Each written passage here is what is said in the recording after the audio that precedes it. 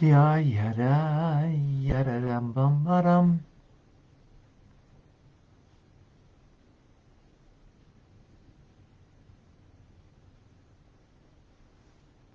Okay.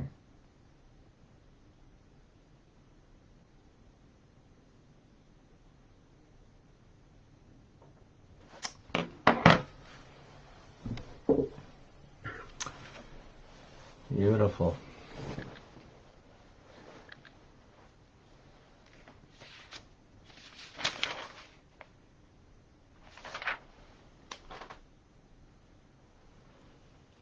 I hope everybody is doing well. Great to see you guys. Welcome to Tanya today. I'm Rabbi Ronnie Fine coming to you from Chabad Zichron Kadeshim in Montreal, Canada. It's a privilege and a pleasure to share with you the Tanya. First of all, a reminder today we're going to do 3 parts of the teachings from the 2 days of the holidays and for today, of course. And firstly, I hope everybody had an amazing Zman Simchasenu, Shmini Atzeres, Simchas Torah. We most definitely had here an amazing one. And but it's great to be back on a regular schedule. Started this morning 7:05, learning Chassidus. Then we just finished now Chumash and Rashi, starting from Bereshis, starting from the beginning. So it's a great opportunity for you to tune in around 8:30, 8:40 every day, or 6 days a week at least, on Shabbos, to learn the Torah portion.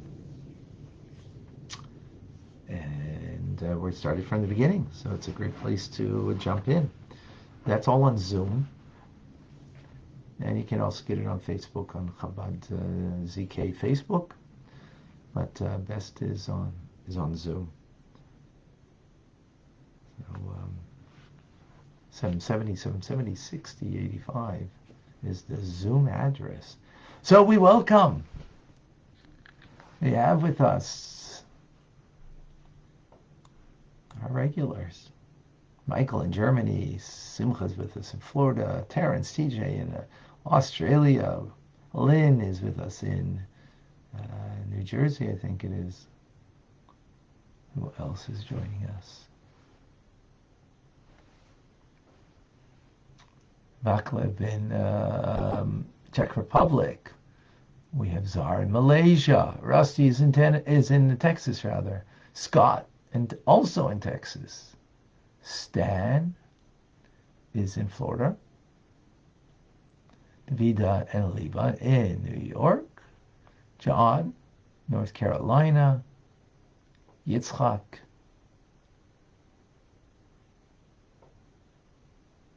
From Eretz HaKodesh, the Holy Land, beautiful.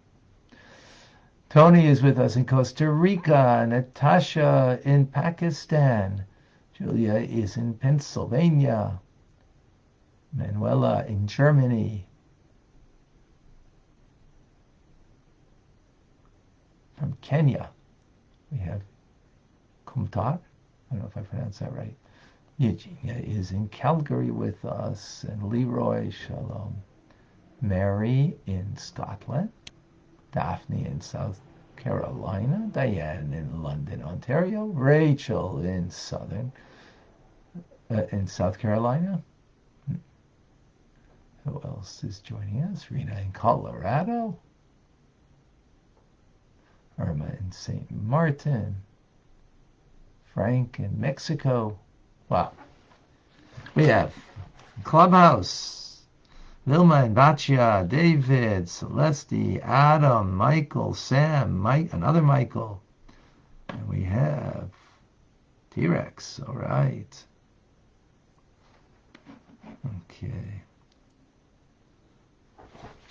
Okay, so we've got lots to do.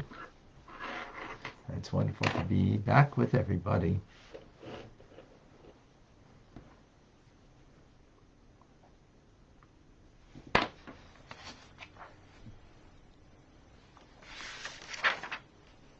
We conclude the 23rd letter. In this letter, the Alter Rebbe is speaking about the importance when you come to pray with a quorum, with a minyan, that the in-between time, from the afternoon service to the evening service, for example, before and after services, use it out to learn Torah.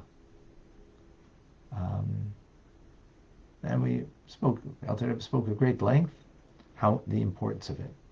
Now he says that on Shabbos, on the Sabbath,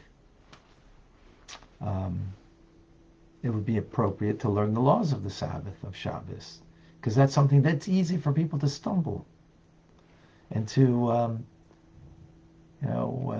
not know how to appropriately keep the Sabbath, unwittingly making errors in the observance, even though it's unintentional, but yet one needs to learn in order to know the laws properly. So this is something that also should be learned. And if you recall, the importance he spoke about is communal learning. There's, of course, learning on your own. And there's a communal learning that we're doing right now in learning Tanya. There's a sense of community, something that we've developed, and especially in the TRC, in the Tanya Rabbi community, most definitely created.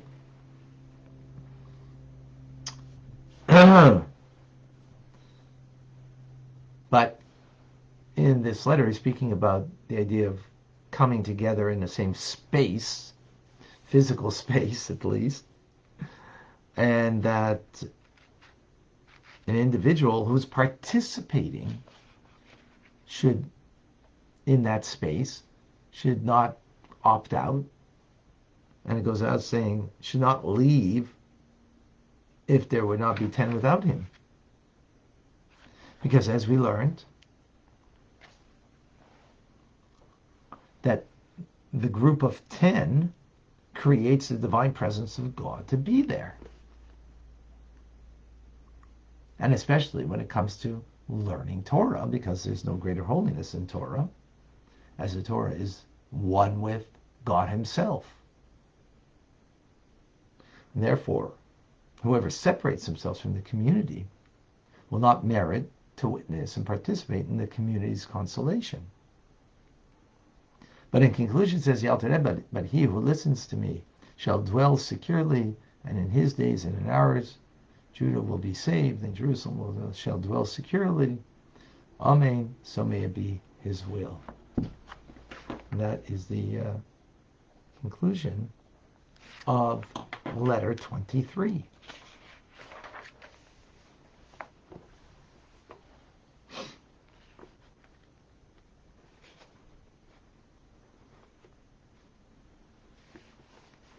We begin the 24th letter. And in this letter, Alter Rebbe begins with the words, my beloved ones, my brethren, I beg of you, friends, who are beloved unto their Maker and hateful unto the evil inclination, do no wrong. Let no one become wicked before God during the hour, the auspicious hour of prayer. That people, when they congregate and stand before God during that hour, which is an auspicious time, that the revelation of godliness in the miniature sanctuary, in the synagogue, that the Shekhinah, the divine presence, dwells there in its midst. It's a continuation of the theme of the previous letter. In other words, God is accessible to all those who yearn to connect to him at that moment. So person who then speaks about his own needs demonstrates that he has no desire to contemplate and to manifest, and to have manifest in their soul God's majesty that is revealed at the auspicious time of prayer. And thereby not only that you're not interested in that, but you would then become a vehicle to klipa, for negative forces.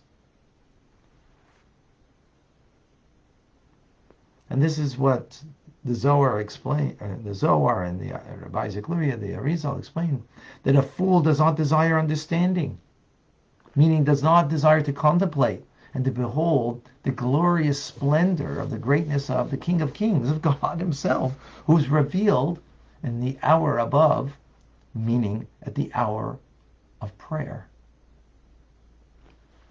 And not only is he revealed above, but he's also revealed down here below by those who earnestly want to gaze upon God's greatness, that they can see that greatness as it's vested in the liturgy, in the words of prayer.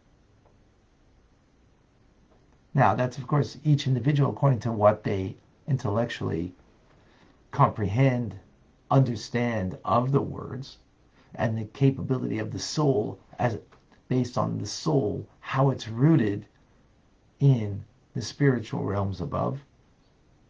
And this is what it means that a man is praised according to the measure of his intellect.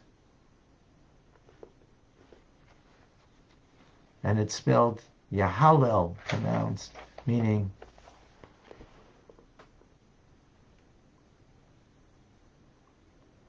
how much we're able to glorify God's greatness in a time of prayer, that we understand and appreciate that it is in fact being revealed at that moment. Now, the Alter Rebbe says this: whoever wishes can see all of this or perceive all of this. When we stand in a time of prayer with a minyan, the majestic glory, the exalted splendor of God's greatness.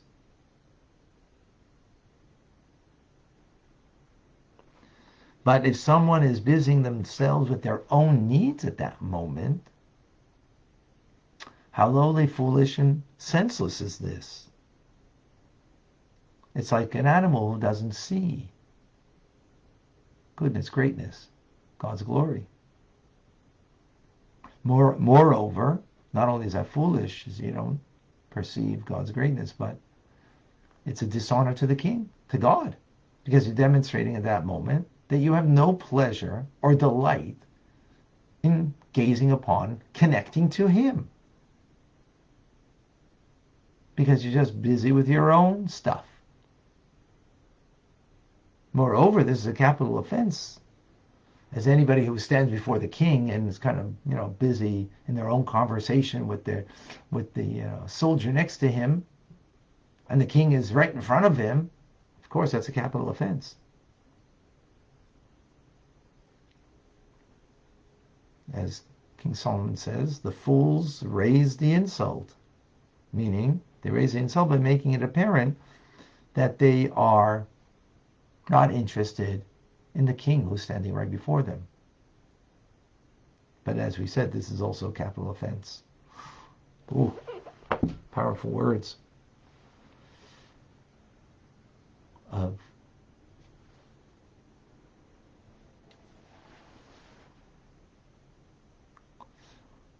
So David is asking, what is the time of hour of prayer? So here it means when you have a minyan, right? So when you're in synagogue and you have a quorum, so that's the hour.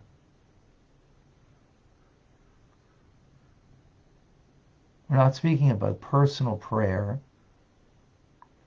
talking about the collective, group prayer of a minyan.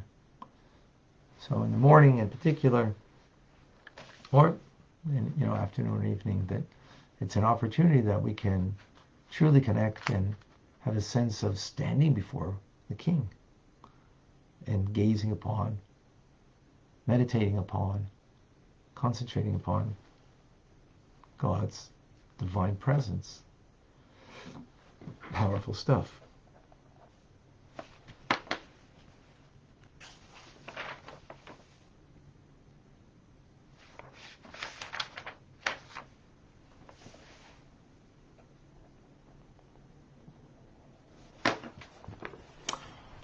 We conclude the 24th letter. In this letter, Alter Rebbe speaks about the auspicious hour of prayer when there's a minyan a quorum of those that come to pray in shul, synagogue, right? And the divine presence is there that we can behold, that we can connect to. And that when we kind of are into our own stuff and not recognizing or taking the moment to realize that we stand before God, that raises the insult that we're standing before the King. For this reason, the sages ordained that prayer one should conduct themselves as if they're standing before the King. And what do you mean, as if you're standing before the King? In fact, you are standing before the King. What do you mean, as if? Why does it say that? So Alter Rebbe says, at least make it appear. Maybe in your heart and in your mind, you're not totally, sensing God's presence in that moment, that connection. You're not totally, but at least your actions and your words should be as if you're standing before the King. So if you're standing like this, if you're doing your prayers like this, right, obviously you're showing disregard to the fact that you're standing before the King. But if you're standing straight, if you're standing with a sense of nobility, that you're standing before nobility, even though maybe, your mind is not totally connected, might be even elsewhere. But it's as if. So this is important.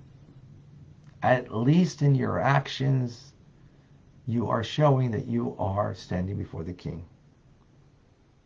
And that God's glory is then revealed at that moment. And of course, those who wish to meditate upon that and to truly connect is even greater. But a person who does not show themselves in action, meaning in how they are praying,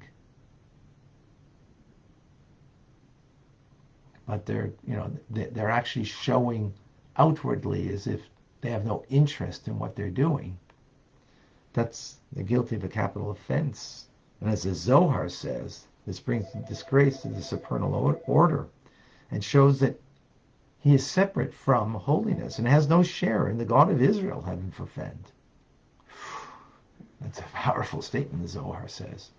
Therefore, declares the Alter Rebbe, I am hereby acting as an agent of our sages, of blessed memory, to enact a decree, to apply equally to everyone, that no idle talk should be spoken from the moment that the leader of the congregation begins the prayers until the end of the last Kaddish, by the morning, the afternoon, and evening prayers. And anybody who disobeys this intentionally should sit on the ground and beg release from three people, that they should be released from the supernal excommunication that results from disobeying a rabbinic decree.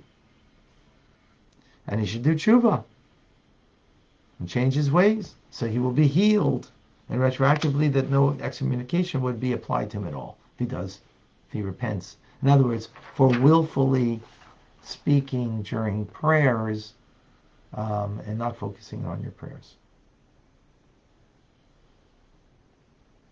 Now, this only applies to someone who's rebelling and willfully sinful, doesn't care to seek atonement, God forbid, for this grievous sin, that person would be excommunicated, right? Only when they're doing it brazenly. But for a person who forgets or unwittingly utters a few words, right, doesn't need to release himself from any form of excommunication. And God, who is righteous, examines the heart of the individuals. In other words, he knows, are we, what's our integrity? Are we really being real or not? Are we doing it deliberately or unwittingly? And the Alter Rebbe concludes this letter with a prayer: be benevolent, O God, unto the good, and those who refrain utterly from idle speech, and unto those who are upright in their hearts, also to those whose hearts meant well, but from whose lips a few words inadvertently escaped. Then we conclude the 24th letter. Any questions, any comments, any thoughts?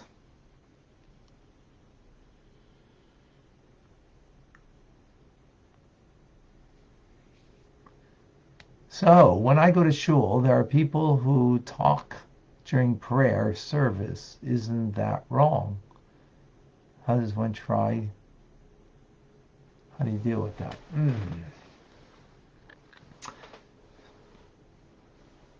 So let's put this in context. The Alter Rebbe is speaking to his Chassidim over 200 years ago, who were much more attuned and aware of how important prayer is. Today, you have people that weren't raised with with this, and they come to synagogue. They don't know how to pray, and they're there at least. Maybe they do some few words here and there. So I'm careful not to be very harsh on such a person, because at least they came, and at least they did some prayers. So I am, careful, because also if they're not really appreciative of this idea, then me saying something to them will make it, instead of unwittingly, wrong thing to do, it's now going to be deliberate, because a rabbi came and said something, or someone else came and said something. It's going to make it deliberate. We don't want to do that. We don't want to make it worse than what it is. So we have to be careful with that notion, because sometimes we feel self-righteous in synagogue that someone, people are talking, they shouldn't be talking, it's wrong. That's true. But the rebuke, you have to be careful that if we rebuke, and how how we make that rebuke. Be very careful that it shouldn't be something that's going to have a worse consequence. So it's the rabbi's responsibility. Are there circumstances, asked John, under which interruption of prayer or Torah study may be appreciated? Yeah, if you're helping somebody in their prayers, if you're helping somebody in, in some manner. Yeah. If it's just, you're kind of bored with the prayers and this is a conversation, so that's a different story, what happened yesterday, my business transaction with so-and-so, you get into that. That's not, but if it's something that someone needs some help, whether it's help in prayer or maybe help in another area, so then, there's room for that, of course. All right. Gold has a question above. Let me take a look. Denise's question: is there prayers of a minyan affected if one is completely not engaged?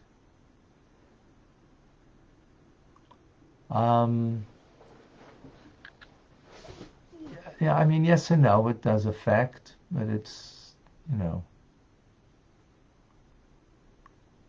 not necessarily.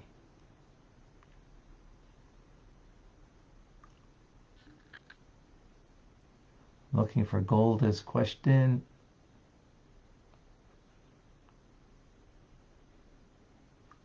I don't see it. You want to just copy and paste, put it back in. Sorry, I don't see it, Golda.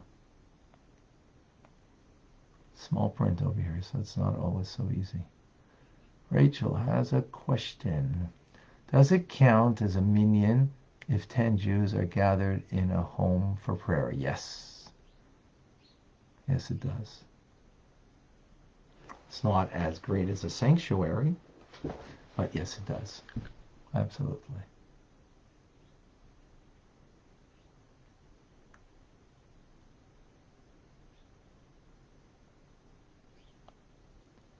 Absolutely. Okay. Hold on, I'm sorry, I don't see it. All right, folks. Rambam. Great to be back. Great to see everybody back, or at least many of you. I'm Rabbi Ronnie Fine, coming to you from Chabad Zurich and Kadesh in Montreal, Canada. It's a privilege and a pleasure to share with you, Tanya. Have an amazing, great day. Thanks, Rabbi. You too. Thank you.